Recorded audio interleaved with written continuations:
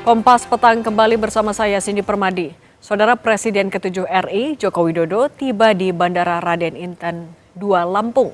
Kunjungan ini menandai dimulainya safari politik Jokowi di Provinsi Lampung selama 3 hari.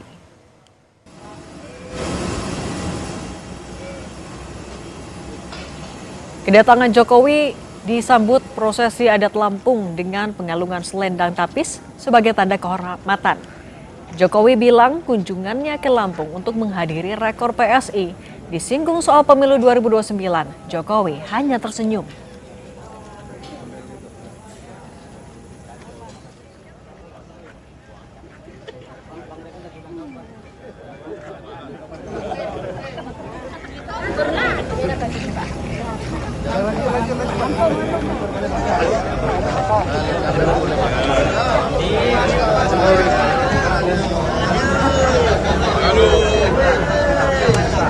Pak Jokowi, dari Kompas TV Pak Jokowi.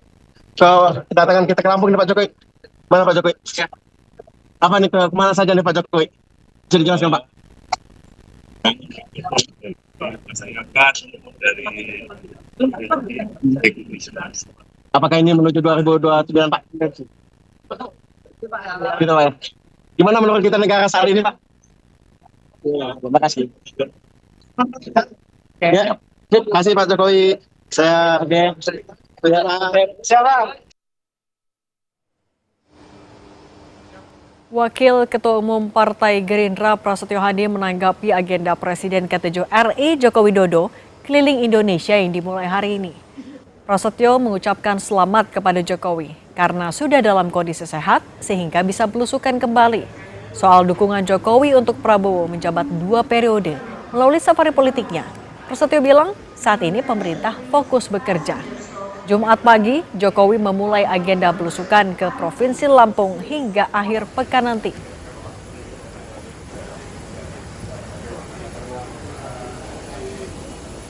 Ada. Kalau kami dari Gerindra ya? Iya, Gerindra aja Mas. Ya kami menyampaikan selamat ya karena artinya beliau sudah siap kembali ya. Fit karena sebelumnya kan sempat ada kurang dan fit ya. Dan sebagai tokoh dan negarawan ya saya kira tidak ada masalah ya.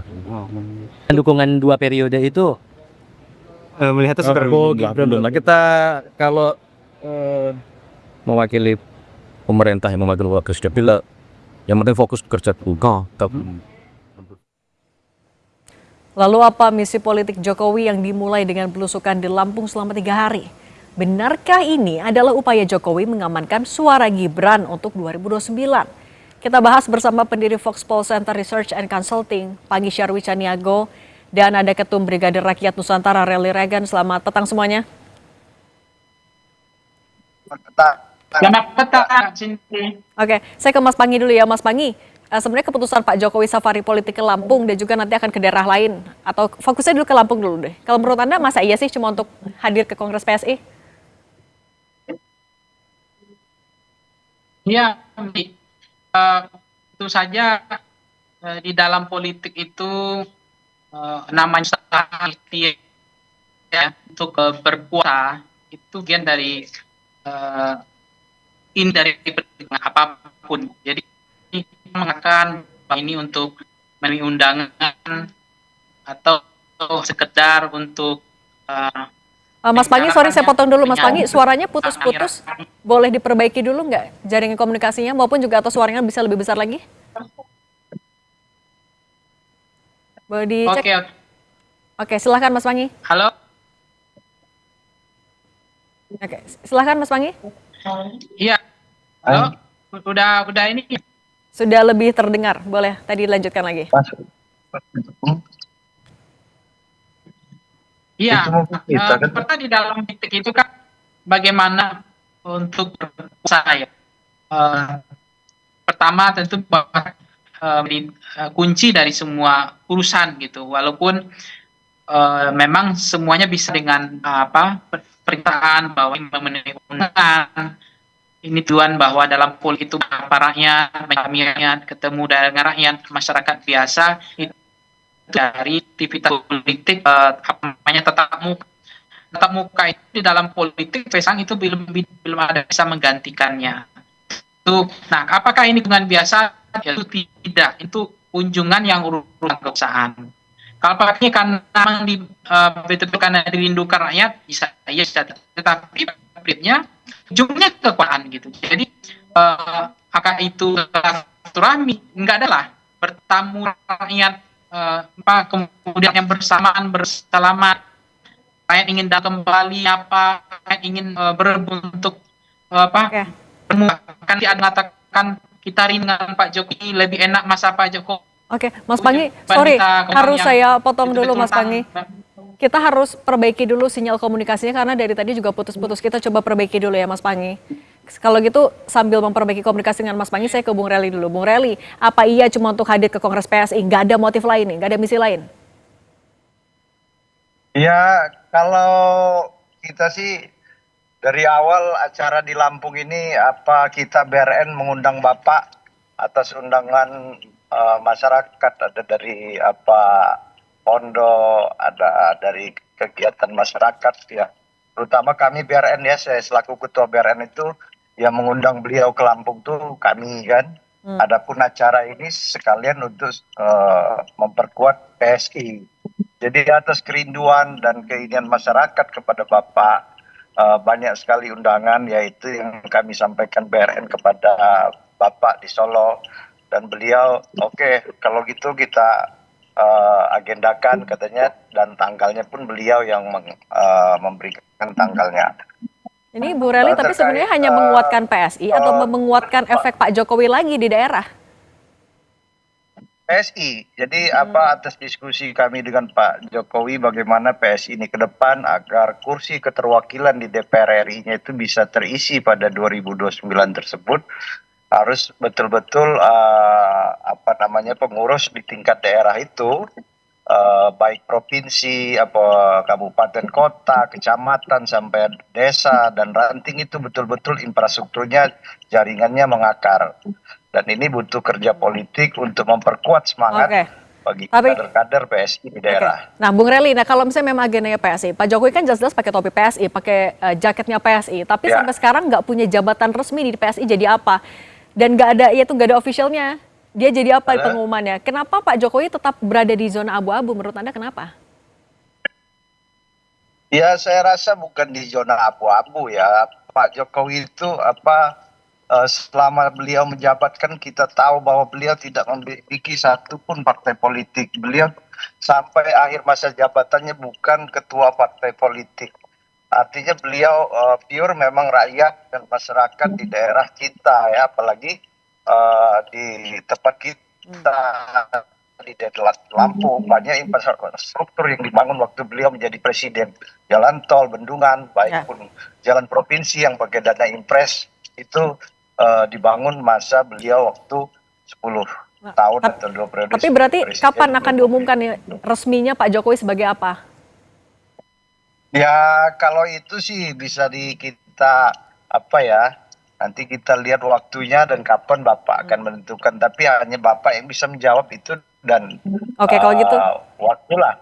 Oke, nanti partai yang bisa jawab. Nah kalau gitu Mas Pangi, sebenarnya Anda melihatnya strategi apa sih yang lagi dimainkan Pak Jokowi? Kenapa ia tetap berada di zona abu-abu? Nggak jelas posisinya atau tidak diumumkan secara resmi. Posisinya apa di PSI? Iya Mbak Cindy, sebenarnya Pak Jokowi itu permainan politiknya saya bisa memahami. Beliau tidak mau membuat ancaman bagi yang lain, sehingga beliau menggunakan bahasa-bahasa, ya ini hanya pertemuan biasa, hanya menyapa rakyat, menyalami rakyat, saya hanya memenuhi undangan. Sama persis bahasa beliau waktu dulu saya akan kembali ke Solo seperti rakyat biasa. Sama dengan keputusan ketika MK memutuskan dulu Gibran tidak cukup untuk menjadi syarat menjadi calon presiden, kemudian diputus MK, ya Pak Jokowi bilang, ya tanya ke MK, jangan tanya sama saya. Kemudian hari ini karena rakyat berindu sama saya, apa salahnya? Ini tidak ada masalah, ini ikhtiar usaha, intinya kekuasaan, ujungnya unlimited gitu. Tidak ada yang kita mengatakan Pak Jokowi itu adalah canggih di dalam mainkan politik, bahwa kalau dengan keluguannya, dengan bahasa saya orang bodoh, saya wong deso, saya tidak tahu, saya ini masyarakat biasa, dengan sosok kesederhanaannya, Bagi masyarakat awam itu menarik, Mbak, gitu. 88 kita masyarakat awam kita tuh 88% pendidikannya kelas bawah, SD. Pendapatannya rendah. Mereka pelupa, mereka pemaaf. Jadi apa yang dilakukan inkonsistensi dari sumber dari puncak kekuasaan itu hilang dari Pak Jokowi, susah dipegang antara omongannya dengan perkataannya. Kalau dia bilang iya bisa jadi tidak, tidak bisa jadi iya. Kalau dia bilang ini hanya pertemuan biasa, bisa jadi sebaliknya bukan pertemuan biasa. Ini bagaimana tentang eksistensi PSI, bagaimana keberlangsungan kekuasaannya, bagaimana istana yang dibangun yaitu Gibran supaya tetap eksis, aman, dijaga terus, siap-siap. Mungkin otomatis juga udah siap-siap untuk RI 1 gitu, untuk menjadi presiden malam. Tetapi fenomena Pak Jokowi dengan cara memanfaatkan keluguannya, beliau nggak ngerti apa-apa, orang biasa, itu betul-betul Saya tidak rasa mengancam terlalu bagi yang jauh lain. ya, Bu Pani. Nah, Ini itu yang kita menganalisanya pahami, terlalu masyarakat jauh. kita ini Saya nggak masyarakat yang sepakat dengan tidak kritis analisanya. gitu loh. Tidak kritis, masyarakat kita itu pendidikan politiknya rendah. Oke. Masyarakat kita itu adalah pelupa dan pemaaf. Oke. Tetapi itu biasa, mungkin saja juga Pak Jokowi juga akan menjelaskan nanti warisan Pak Jokowi 8.000 triliun hutang yang dibuat sampai sekarang kita akan menempuh hutang sampai mendekati 10.000 triliun dan bebannya kita Oke. warisan itu hari ini. Hilirisasi ugal-ugalan kemarin, hutan yang dibabat di masa itu. Oke, dan tadi kan juga Ini tadi sempat sebenarnya disinggung juga ya bagian sama Mas masalah, Pangi. Tetapi masyarakat hari ini tetap merindukan Pak Jokowi.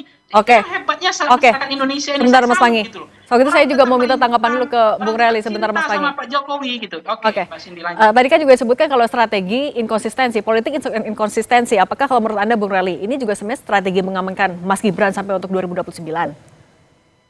Terlalu jauh ya kalau kita menganalisanya seperti itu. Memang kenyataannya 2 periode ini Pak Jokowi itu terpilih sebagai presiden dipilih oleh rakyat, dipilih menang di gubernur DKI dipilih rakyat, menang wali kota dipilih rakyat. Sekarang siapa di antara kita yang menang wali kota 2 kali, menang gubernur sampai menang presiden 2 kali? Dan yang Oke. terakhir Pak Prabowo Gibran melanjutkan Oke, Bung Re. pemerintahan beliau. Oke, Bung Rally, tapi kalau soal politik inkonsistensi yang tadi disinggung oleh Mas Pangi, Anda melihatnya memang seperti itu atau ada apa sih sebenarnya di balik itu? Ada ya, semuanya pure karena ini menjawab bagaimana PSI itu ke depan bisa masuk parliamentary threshold dan caleg-calegnya yang bisa mendorong dengan infrastruktur yang kuat.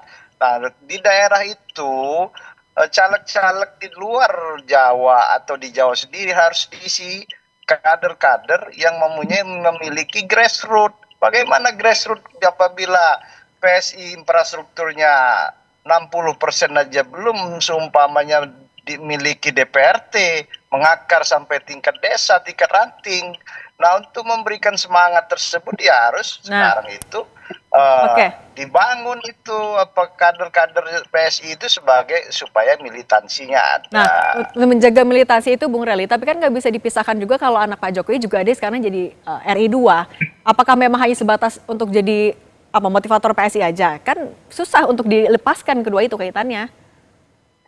Ya kita nggak bisa ya menampi itu. Sekarang Pak Jokowi adalah putra beliau Wakil Presiden Republik Indonesia. Berarti untuk menguatkan Mas Gibran juga nggak? Kaisang sendiri adalah ketua partai PSI yang tidak masuk parliamentary threshold. Oke. Kenapa? Karena karena itu jawabannya itu infrastruktur partainya tidak. Oke, baik. Makanya sekarang Oke, kalau gitu. Bapak turun untuk menyemangati. Oke, untuk menyemangati kalau gitu Mas Pangi, sebenarnya kalau Anda melihat ini memang untuk sebatas Mas Gibran aja, ya atau ada motif lain juga, apa yang sebenarnya sedang dilakukan oleh Pak Jokowi? Efektif nggak ini sebenarnya? Iya, memang gini Mbak Cindy. Dulu orang mengatakan Pak Jokowi akan menjadi lamdak ya, tidak lagi berkuasa, akan jadi bebek lumpuh. Tapi ternyata tidak. Dia menjadi magnet yang begitu kuat. Betapa hari ini semua menteri-menteri, pejabat-pejabat, orang penting di Republik ini yang masuk kabinet Prabowo itu harus melapor ke kediaman Pak. Ya walaupun itu dikatakan itu silaturahmi biasa. Tapi kan mereka begitu luar biasanya pengaruh Pak Jokowi ini. Itu yang betul-betul dipahami oleh PSI bahwa Jokowi efek ini akan bisa menyelamatkan PSI. Agenda Pak Jokowi itu hanya 2, Mbak. Bagaimana istana invasi yang dibangun yaitu Gibran itu bisa dipastikan menjadi presiden.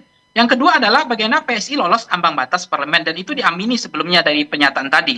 Dan itu nggak bisa, itu kekuasaan, Mbak. kekuasaan itu hanya dua, ditakuti atau dicintai. Pak Jokowi mengambil dua jalur itu. Bagaimana tetap dia dicintai, menjadi menjadi frekuensi politik, perbincangan politik, dan dia nggak mau diam karena dia harus bising, dia selalu diomongkan, dia selalu dibicarakan di media. Yang kedua adalah ditakuti, apakah dia masih ditakuti atau tidak.